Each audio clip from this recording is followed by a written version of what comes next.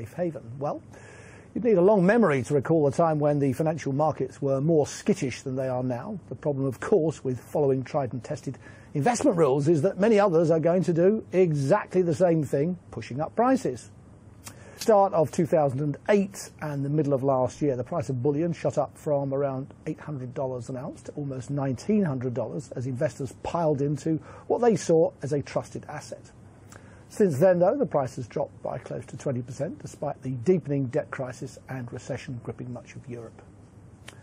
Well, joining me is Richard Whittle, Chief Executive of gold prospecting company Newstrike Capital. Nice to see you. Thank you for coming in, sir. Now, we've got this rather interesting chart there. You can see it's a 4-year chart, and gold has gone from just over $800 up to $1,500. Now, a skeptical man would say what goes up has to come down. It's had a great run, but we're over the top. The trend is going to be further down.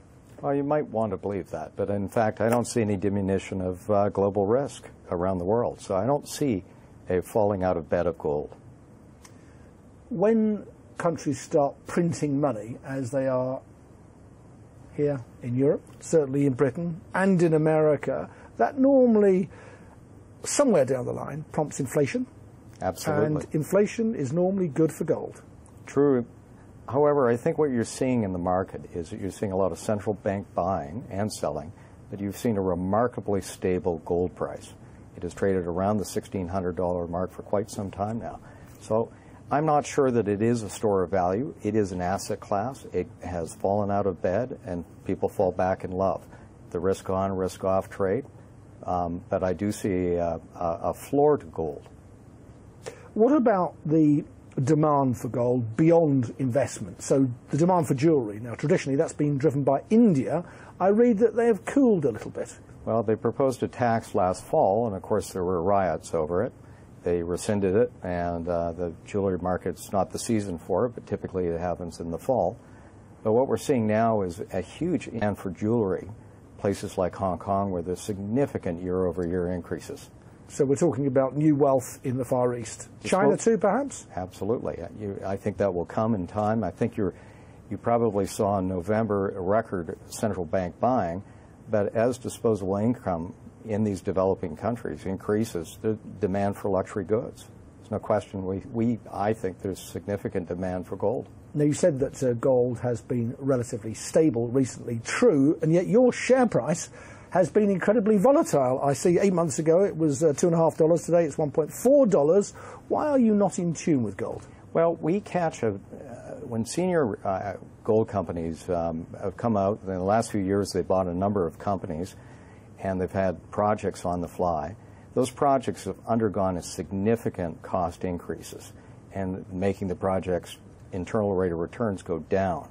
So those companies have become worth less. And the seniors, the big producers, the Goldcorps of the world, the Barricks of the world, when they go down, we catch pneumonia in the junior market. And we are seeing that. Now, your company mines primarily, as I understand it, in Mexico, yes, where the production is but a fraction of the big players, such as Australia and China. Why Mexico? Well, you're going to see a big change in Mexico. It's most noted for its silver production. However, the largest gold mine in Mexico was found in a state called Guerrero, just about 4 hours outside of Mexico City. And that gold belt is one of the largest gold belts in the world. It's coming on, I think there's an inventory of over 15 million ounces 4 hours from Mexico City.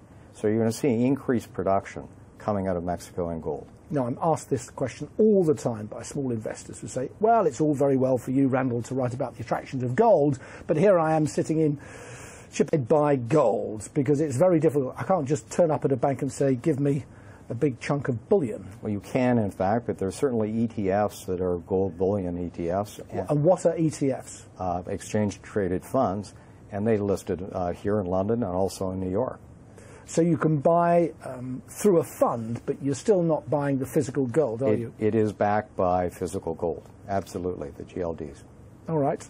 And one of the old cliches, but I think a true one about gold is that an ounce of gold at the time of the American Civil War would buy you a decent man's suit, a decent gentleman's suit. It was true in 1900, it was true in 1950. Today, it's still true. Will it be true in 10 years' time? I think the only reason you see gold go down in the future is largely because there is a staged economic recovery.